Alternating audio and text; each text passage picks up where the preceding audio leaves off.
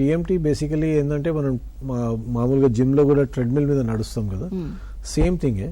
But దాన్ని control చేస్తాం అనమాట. స్పీడ్ కంట్రోల్ చేస్తాం, ఇంక్లినేషన్ కంట్రోల్ చేస్తాం, అండ్ సైమల్టేనియస్ గా దాని మీద వాక్ చేసేటప్పుడు ఈసీజీస్ రికార్డ్ చేస్తాం.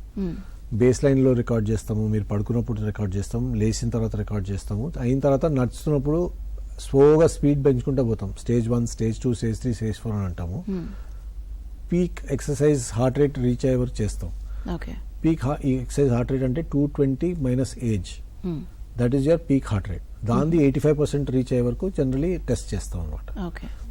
అది రీచ్ అయిందాం అనుకోండి and your ECG is normal, అంటే బేసికలీ మీ బ్లడ్ సర్క్యులేషన్ అంత పీక్ స్ట్రెస్ లో కూడా బాగుంది. దాని అర్థం మనకి మేజర్లీ బ్లాకేజెస్ లేనట్టు.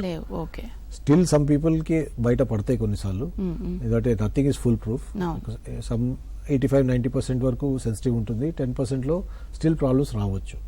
అది మనం డిసైడ్ చేయాలి, క్లినికల్లీ డిసైడ్ చేయాలి, doctor has to decide. But otherwise 90% of the times we are okay.